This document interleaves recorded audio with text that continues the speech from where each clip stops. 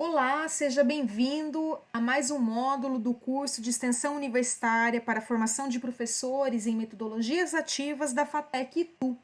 Eu sou a professora Luciane Panisson e na aula de hoje nós conversaremos um pouco sobre o capítulo 9 do livro de Metodologias de Aprendizagem, que se trata do projeto dos espaços de aprendizagem e alguns exemplos para que a gente possa estar mudando o nosso espaço e aplicando esses conceitos na prática na nossa sala de aula. É importante lembrar o que eu já frisei no vídeo anterior, que todo o projeto de escola, ele é de responsabilidade de profissionais habilitados para isso, né? Tanto arquitetos quanto designers de interiores, que estudam, além da questão arquitetônica, as metodologias de ensino, conhecem as regras de acessibilidade, para poder estar projetando um local que seja tanto acolhedor quanto permita que os professores desenvolvam bem as suas tarefas. No entanto, o professor é uma peça fundamental nesse processo, porque é ele que vai estar fazendo a gestão do conhecimento e ele que vai estar de fato trabalhando dentro daquele lugar quando ele estiver pronto.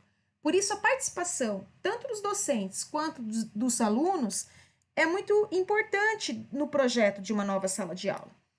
E levando em consideração que muitas vezes a gente não consegue mudar ou projetar uma escola nova do zero, a gente pode contribuir mudando algumas coisas dentro do nosso layout, dentro da nossa sala de aula, dentro dos locais que já estão, né, com uma organização espacial definida, para que ele fique mais agradável, para que ele fique mais atrativo e ele facilite as metodologias que a gente vai estar aplicando lá dentro. Então, o professor é o profissional que pode estar fazendo essas mudanças e, aliás, deve estar chamando toda a comunidade, os estudantes e também os profissionais da área para estarem contribuindo para que, de fato, consiga implementar uma transformação na escola e na sua sala de aula. Então, nós já havíamos conversado previamente, né, sobre o que são, então, o que é o conceito de Learning Space Design, que significa design de espaços de aprendizagem ou ainda projetar espaços de aprendizagem. E dentro desse conceito, a gente não fica preso à questão da sala de aula, mas sim à escola como um todo, porque toda escola, desde a sua entrada, o seu jardim, a sua quadra poliesportiva, tudo que ela tem de local que acolhe estudantes, permite aí diferentes metodologias e com isso ela pode ter diferentes tipos de atividades. Então essa escola, ela passa por uma transformação conceitual, na verdade, porque ela deixa de ser um local de produção e significação do conhecimento, mas ela passa a ser um local onde existem muito mais relações humanas, onde o professor ele vai estar lá para orientar, organizar toda a informação às quais os alunos têm acesso, para que se atinja os seus objetivos. E nesse momento que nós estamos vivendo, né? Esse vídeo está sendo gravado em junho de 2020, então a gente está num momento aí ainda de isolamento social por causa de uma pandemia do coronavírus. A gente tem que pensar a escola que justamente quando as aulas voltarem, quando as atividades presenciais voltarem à normalidade, essa escola vai ser ainda mais um espaço onde irão acontecer as relações humanas, porque nesse momento todo mundo, todas as instituições, sejam elas privadas ou públicas, elas já se adaptaram para o ensino à distância. Então, sabendo que todos têm acesso, né, ou pelo menos a maioria das pessoas tem acesso a esse formato de ensino online, a escola vai ter que ser algo a mais, ela vai ter que ser mais acolhedora, ela vai ter que promover mais relações, ela vai ter que ser um espaço do qual as pessoas realmente se apropriem dele. Porque senão, muitas pessoas vão optar tanto por trabalhar à distância, na facilidade da casa, quanto por não ir mais para a escola, porque isso é um dos desafios que as instituições, principalmente as instituições de ensino superior, elas vão ter pós período de pandemia, porque muitas pessoas tiveram que realmente, né, se afastar desse local da escola e dentro da sua rotina diária encaixar o ensino ou não, né? Então, é possível aí que as escolas tenham até mesmo uma diminuição de aluno. E nesse sentido, vão ter que ser retrabalhadas, vão ter que ser repensadas, porque já que o estudante tem acesso a essa informação de outras formas, né? O que eu vou poder oferecer a mais para que faça com que ele aprenda de diferentes maneiras dentro do espaço da escola, né? Isso vai ser um desafio aí para os gestores de educação. E a gente vai perceber aos poucos, dentro da possibilidade de cada instituição, uma aproximação dos seus espaços de aprendizagem com relação aos ambientes de trabalho contemporâneo. Isso já acontece em muitas instituições de ensino superior fora do Brasil, mas isso com certeza vai começar a acontecer no nosso país. Por quê? Porque já que o conhecimento ele chega para o aluno por diversas maneiras, o que ele vai fazer então nesse momento, né? Como ele vai interagir com esses espaços? E os ambientes do trabalho já estavam proporcionando isso, esse pensamento, há muito tempo. Então a gente vê empresas de tecnologia, escritórios que mudam o seu layout, que mudam a sua cartela de cores para um ambiente muito mais descontraído, um ambiente muito mais interativo, onde as pessoas não necessariamente precisam estar na sua mesa com a sua cadeira, mas elas possam estar em diferentes locais e mesmo assim elas estão trabalhando e mesmo assim elas têm a sua produtividade. Isso significa que a escola vai ter também uma aproximação muito maior desses locais e vai ter que repensar os seus espaços, os seus corredores, os seus auditórios, as suas áreas de convívio de uma maneira mais interativa e até mesmo mais lúdica, para que as pessoas queiram permanecer ali.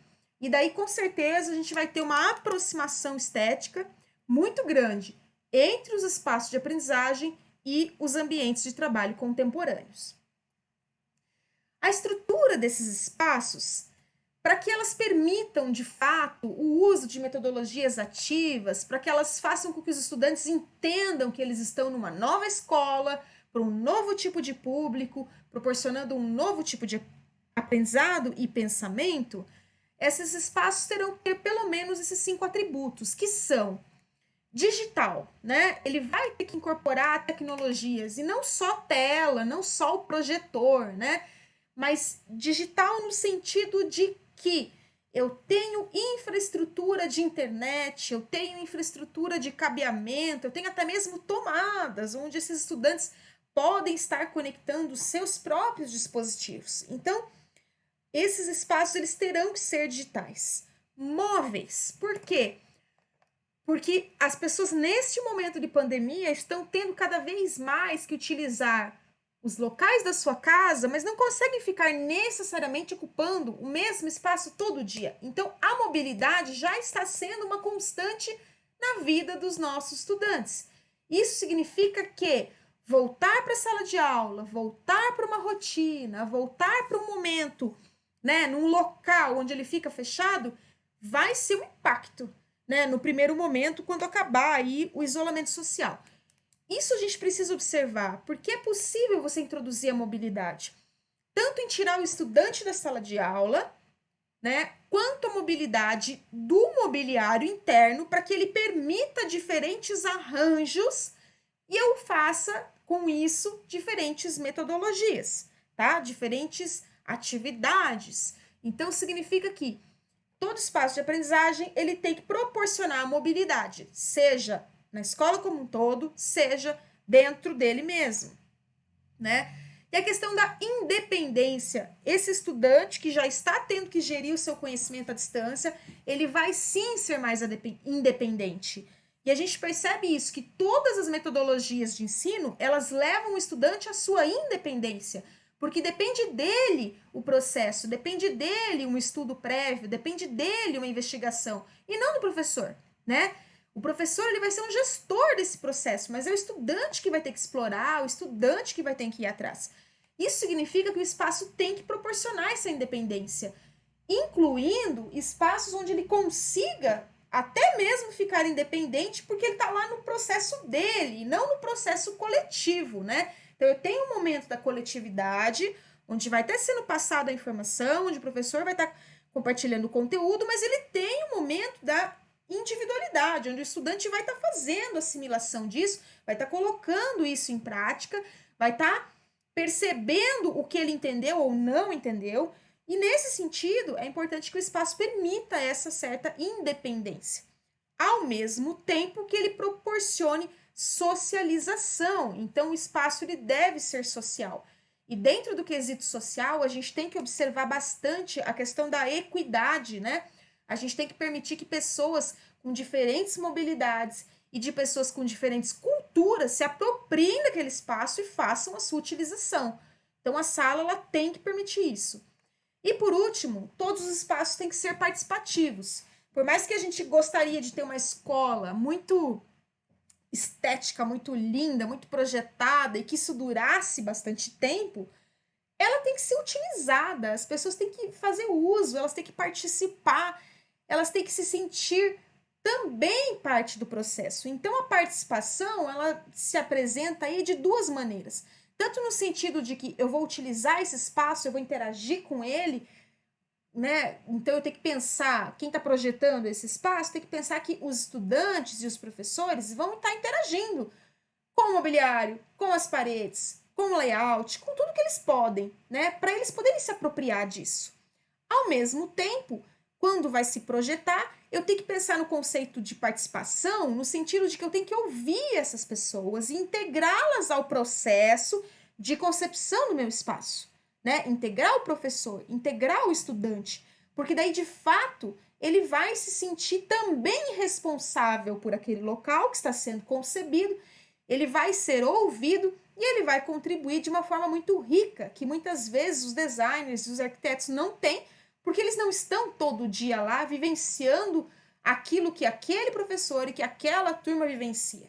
Então, esses 5 atributos, eles são necessários a qualquer espaço de aprendizagem e principalmente ao projeto de novos espaços de aprendizagem.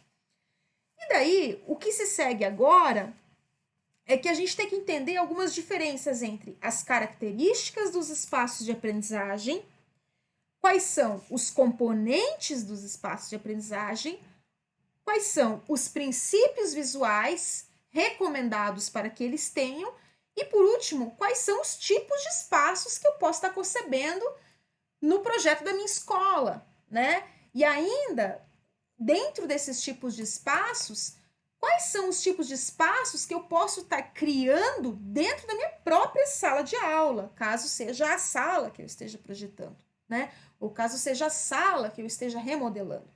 Então, vamos começar a falar das características dos espaços de aprendizagem, né?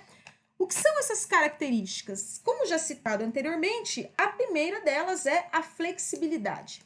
É importante que quando eu não tenho uma flexibilidade de usar diferentes locais, que eu pelo menos tenha uma flexibilidade de usar a minha sala de aula de diferentes maneiras. E por isso, toda vez que eu tenho um mobiliário que me permite movimentação e que me permite reconfiguração, é muito importante. Então, a flexibilidade, ela tem que ser proporcionada, principalmente para o professor, que vai pensar em diferentes atividades dentro da sua metodologia. E nesse sentido, é importante lembrar que muitas escolas, elas têm a mesma sala de aula utilizada em diferentes momentos por diferentes docentes. Então, é importante que os gestores da escola tenham uma comunicação muito clara com os seus professores de que, naquele momento, aquele professor tem autonomia para fazer uma flexibilidade e uma sala diferente, tá? Porque às vezes tem professores que não conversam e não concordam no uso de determinadas metodologias. E isso até já foi citado para mim por alguns alunos aí, que o professor de um período quer fazer uma diferença, quer organizar o layout de uma maneira diferente, mas o professor do outro período não aceita, né? Então, cabe ao gestor passar essa informação de que os professores têm que se conversar e o gestor incentivar que a escola seja transformada, porque se isso não vem hierarquicamente, às vezes o professor não consegue melhorar e mudar o seu espaço de trabalho, porque ele não tem um superior que lhe apoie e que faça com que os outros colegas de trabalho também tenham essa visão. Então é muito importante no quesito da flexibilidade, no quesito de mudar o layout da sala de aula, que isso esteja dentro da visão institucional. E que já que eu não posso remodelar uma escola, principalmente quem está dentro de uma instituição pública, Eu posso, claro, proporcionar dentro do espaço físico que eu tenho novas possibilidades de arranjo do meu mobiliário que facilite o uso de diferentes metodologias. E isso tem que vir de cima, ele tem que ser de uma visão institucional e passado para toda a equipe, para que os professores consigam chegar num consenso e evitar atritos entre eles, tá? Mas a flexibilidade é uma característica fundamental em todos os espaços que eu estudei e que eu venho analisando ao longo do tempo em diferentes tipos de instituições, sejam elas instituições infantis ou até o ensino superior. Outra característica é a intensidade visual. A gente consegue observar o seguinte, né? Que todo espaço que oferece estímulo sensorial de cor, som, toque, material, textura, enfim, todo estímulo sensorial, ele cria surpresa, ele cria empatia, ele cria identificação do estudante com aquele local. Então, a intensidade visual é uma coisa muito importante no projeto de um espaço de aprendizagem, né? Com a utilização de frases, com a utilização de comunicação visual, com a utilização de diferentes cores, não apenas uma cor padronizada, para que faça com que aquela estudante que esteja naquele local seja estimulado não só pelo conteúdo que ele vai aprender, mas pelo próprio espaço, né? Para que aquele espaço lhe estimule ideias, lhe estimule sonhos, lhe estimule criatividade, que é a outra característica. Então, a criatividade, ela tem que estimular. E daí, eu friso que ela não estimula apenas os professores, mas os estudantes. Então, um espaço que tem um arranjo criativo, ele possibilita o surgimento de novas ideias. E vejam, nós estamos no Brasil, que é um país com uma população essencialmente criativa, né? A gente consegue ter ideias com materiais alternativos, tem escolas que produzem coisas fantásticas com recursos completamente limitados. Então, dentro da escassez, eu acredito que a criatividade, ela nasce de uma maneira muito interessante, né? A partir do momento que os professores eles conseguem se unir para trabalhar juntos, que os gestores passem isso e que os estudantes possam ser também ouvidos, né? Mas um espaço criativo, né, onde eu tenha locais de descoberta, locais onde os estudantes conseguem se identificar, é muito importante. Por último, é fundamental a questão da ergonomia. E aí a gente esbarra no nossa variado grupo de biotipos, né? No Brasil, os biotipos são muito grandes, então a gente enfrenta muita dificuldade, principalmente na educação superior, com relação à ergonomia. Porque tem gente que é muito mais alto, tem gente que tem o quadril muito mais largo, e às vezes as cadeiras não acomodam, a distância entre as carteiras também não ajuda, o conforto, né? E a escola infantil, também o desafio, né, da estatura das crianças, que são menores, às vezes não conseguem acessar alguma coisa. A gente percebe que muitas escolas elas estão adaptadas ergonomicamente nos banheiros, né, e nos acessos, principalmente porque isso está ligado à NBR 9050, que é a legislação relacionada à acessibilidade. Então, todo projeto de escola, ele obrigatoriamente ele tem que seguir, né? Todo projeto arquitetônico, ele tem que seguir a NBR 9050. No entanto, a gente percebe ainda, né, um mobiliário que às vezes ele foi criado aí para um outro tipo de ser humano, com uma outra estatura, com outro biotipo, outra estrutura física, né? E isso tem que ser cada vez mais investigado para que a gente possa identificar o que é esse corpo desse brasileiro e qual é a sua necessidade. Né? No sentido de vestuário, tem uma entidade que é o Senai C-Ticket do Rio de Janeiro, que vem há mais de 10 anos fazendo o escaneamento de diversos tipos de biotipo para poder propor uma tabela de medidas, né, do brasileiro, que é um desafio muito grande, porque a gente tem corpos muito diferentes. Mas o mobiliário, ele segue algumas medidas mais padronizadas, então a gente precisa aí começar a buscar empresas que tenham um pensamento mais adequado ao projeto de mobiliários para a nossa população, não apenas com medidas europeias, né, medidas de fora. Esse exemplo dessa imagem é um mobiliário já feito por uma empresa norte-americana que busca desenvolver produtos mais adequados a esse espaço de aprendizagem do século XXI, com carteiras móveis, né, que proporcionem mais conforto pelo próprio desenho arredondado, né, que possuam ali um espaço para acomodação dos braços, para acomodação dos materiais, mas que permita a flexibilidade da sala de aula, que essas cadeiras se desloquem aí, dependendo da atividade e da metodologia que o professor utilizou. Então, claro que a gente não pode, às vezes, mudar todo o mobiliário da nossa sala de aula, mas é importante a gente tentar observar que os gestores, quando forem fazer aquisição ou solicitação de um mobiliário, que o quesito ergonomia seja estudado para o corpo do brasileiro, né? E que esse mobiliário, permita a movimentação, para não ficar aquela questão de carteira arrastando, né? Coisas arrastando em sala de aula. Num primeiro momento, pode ser até estranho para um estudante um mobiliário móvel, né? Eu já tive até depoimento de professores aí que falaram que, nossa, um dia os alunos viram uma cadeira com rodinha e começaram a brincar e rodar, e ele quase não conseguiu dar aula. Mas por quê? Porque isso causa o estranhamento da novidade. A partir do momento que isso deixa de ser novidade para o estudante, não vai gerar mais uma brincadeira, vai ser o mobiliário da sala de aula que tem uma finalidade, né? E levando em consideração que também é legal que o estudante se divirta, né, dentro da sala de aula. Não é para ser a sala, ela tem que proporcionar isso, para que o estudante crie uma relação positiva, né?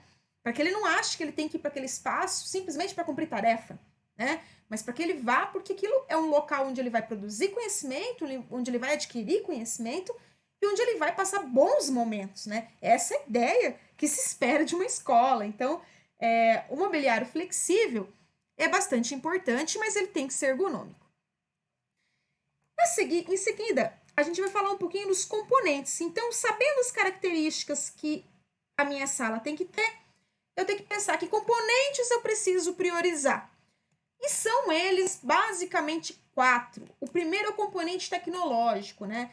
É importante que toda escola consiga incorporar uma gama de tecnologias. E quando eu falo isso, não é investir muito dinheiro em colocar telas por todos os lados, painéis, display digitais, mas desde as tecnologias mais simples, como por exemplo um sistema de som, que eu possa estar conversando melhor com os estudantes, ou ainda um sinal de Wi-Fi que chegue nos locais, para que a gente possa trabalhar no sistema BIOD, que é Bring Your Own Device, ou seja, o estudante leva para a sala de aula o seu próprio dispositivo, o seu tablet, o seu computador, o seu smartphone, né?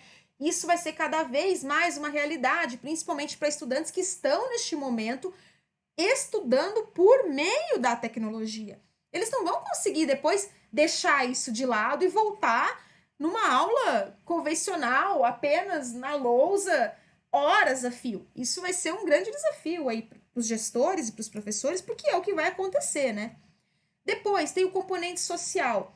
A ideia é que tanto a escola quanto a sala de aula promovam a interação e a colaboração, permitam o compartilhamento das experiências, aumentem as relações intergeracionais e, principalmente, facilitem o registro da gestão do conhecimento para o professor, né? Então, o componente tecnológico, por exemplo, de câmeras, né, dentro da sala de aula, não para verificar os estudantes, mas às vezes apontadas para o quadro, porque daí ela grava já o que o professor está passando e um aluno que não pode estar fisicamente naquele momento, ele pode ter acesso a essa aula. Isso é fundamental, porque ele vai facilitar a vida do professor, porque já existe uma infraestrutura instalada, que ele não precisa depender dos recursos próprios dele, como o celular dele, para estar gravando isso, né? E vai facilitar a interação do estudante que não pode estar ali naquele momento. Depois a gente tem que levar em consideração também o componente psicológico. Quando a gente vai pensar num espaço, a gente tem que proporcionar o sentimento de pertencimento. E como que a gente faz esse sentimento de pertencimento, das pessoas acharem que elas pertencem, que aquele espaço faz parte de algo delas, né? Criando empatia através do design, pensando nas cores, nas texturas, no desenho dos mobiliários, nos espaços onde as pessoas podem se sentir confortáveis e relaxadas, e principalmente trazendo o estudante para participar desse projeto, para que ele consiga dar a sua opinião, para que ele consiga colocar as suas ideias também naquele local e ajude a construir aquele espaço. Daí eu vou criar um sentimento de pertencimento. E por último, E mais importante de todos é o componente cognitivo, né? O layout inovador e atrativo, culturalmente agradável, que ele possa ser compreendido por pessoas de diferentes culturas, ele deve proporcionar a questão do desenvolvimento cognitivo das pessoas dentro daquele local, né? Permitindo as acomodações seguras, mas que principalmente permitam que o professor atinja os seus objetivos pedagógicos. Então, o componente cognitivo, né, ele é o mais importante dentro de uma sala de aula, né? Mas ele deve estar relacionado a esses outros três componentes: o social, o tecnológico e o psicológico, para que, de fato, esse estudante aprenda com prazer, fixe, grave essa informação e coloque ela em prática, tá? Então, esses são os componentes dos espaços de aprendizagem. E além deles, a gente tem o que eu já citei anteriormente, que são os princípios visuais. Inclusive, eu já tinha falado um pouco sobre eles na primeira aula, né, no capítulo 4, que são quais princípios? Primeiro, conforto e atração, né? Então eu preciso ter alguma coisa esteticamente agradável para gerar uma atração, para as pessoas quererem estar naquele local. Depois, o conforto, porque quanto mais confortável eu estou, mais eu estarei relacionado com esse espaço, mais eu irei dirigir a minha atenção àquilo que eu estou fazendo, né? Mais eu terei bem-estar para desempenhar as minhas atividades. Em seguida, estética, hibridismo e conexão. Promover o prazer estético pelo reconhecimento da harmonia, da simetria, dos padrões, da simplicidade. Então, a questão estética ela está muito ligada aí ao designer, ao arquiteto que vai estar promovendo esse espaço, levando em consideração que tem que ser algo agradável ao olhar, agradável ao se utilizar. Então, tem que ser materiais que não gerem, por exemplo, paredes que sejam lisas, que não tenham texturas que possa machucar, o chão que se uma criança cair, ela não vá se machucar, mas que também permitam a conexão entre diferentes tipos de pessoas e o hibridismo no sentido de utilizar uma mistura de metodologias e recursos pedagógicos, tá? Questão do híbrido, né, do misturado, daquilo que nasce dessa mistura, dessa fusão. Então, esses princípios visuais de estética, hibridismo e conexão, eles têm que estar não só dentro da sala de aula, mas dentro de todos os espaços, da entrada, dos corredores, porque eu posso estar fazendo uso desses diferentes locais também para o ensino. Em seguida, a manutenção aí dos fluxos e da equidade, né? O espaço deve ser acessível a todos, possibilitar a sua livre movimentação, ser imparcial e atender às diferentes necessidades físicas e culturais. Na imagem da esquerda, a gente vê uma escadaria que é para a gente ir para um nível superior e que também permite um mini auditório. Nesse sentido, é importante ter espaço onde eu possa acomodar cadeiras de roda, né, no térreo, para que a pessoa também seja incluída nessa atividade. E prédios com mais de um andar, consequentemente, terão que ter elevadores também pela questão da acessibilidade. Mas a equidade fica no sentido de todos poderem acessar, né? Dependente de como eles vão estar fazendo aí o seu trajeto, mas todos poderem acessar e ter uma quantidade de locais suficientes. Então, a gente tem ali no canto superior da direita essa imagem com vários, né, corners, vários pods ali, onde as pessoas podem, sofás diferentes, onde as pessoas têm trabalhos em grupos, mas eu tenho que pensar que eu preciso ter esse tipo de mobiliário numa quantidade suficiente para atender os meus alunos, porque senão apenas alguns grupos utilizam aquele local e outros não conseguem ter acesso porque a oferta é muito pequena. Depois, novamente, a questão da acessibilidade, mas aí entra a questão da versatilidade e do multiuso. E eu coloco como exemplo uma escola bem interessante que trabalha espaços no chão que podem ser modelados por meio dessas caixas que viram tanto puffs, né, tanto bancos para sentar, quanto eu posso andar sobre elas. Então, a questão de você pensar uma sala de aula versátil, né? Claro que todo o espaço foi projetado assim, né? Todas as salas a gente pode observar que existem rampas de acesso aí a todos os níveis, né? Para que todos tenham a acessibilidade. Às vezes a nossa escola já está projetada, eu não posso criar algo assim. Mas eu posso estar proporcionando alguma coisa semelhante, por exemplo, em áreas externas, onde eu posso transformar um jardim numa área multiuso que possa ser utilizada para dinâmicas de grupo, para aula e até mesmo pelos estudantes de diferentes formas, enquanto eles estão no intervalo ou em outros momentos que não é o momento da aula. E por fim, outro princípio importante está ligado à segurança e à sustentabilidade. A segurança no sentido de que os estudantes devem estar seguros e confortáveis ao utilizar aquele local. A segurança também relacionada aos dados, né? Porque às vezes a gente tem espaços que eles têm câmeras, que eu vou estar utilizando, né? Uma projeção para quem está acessando. Então, a segurança até mesmo de internet, a segurança dos dados, porque quando eu tenho imagens de estudantes dentro de um recinto fechado, é importante que eu saiba para onde esses dados estão sendo compartilhados e por quem, né? Além disso, a sustentabilidade ela está relacionada à sustentação desse espaço ao longo do tempo, porque quando eu vou projetar uma sala de aula diferente, eu finalmente conseguir um investimento, um aporte financeiro para fazer uma compra de um mobiliário, para poder mudar o layout, as cores, enfim, eu tenho que pensar que esse local ele vai se desgastar ao longo do tempo e ele vai exigir manutenção.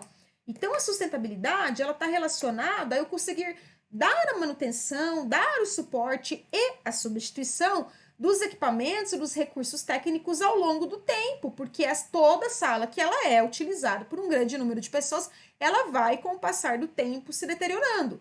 Além, é claro, da deteriorização da própria tecnologia, né? Que às vezes ela vai ficando defasada e a gente vai precisando substituir esses equipamentos. Pessoal, neste vídeo eu vou parar por aqui, eu vou dividir agora o próximo assunto no próximo vídeo, para que fique mais fácil de vocês entenderem.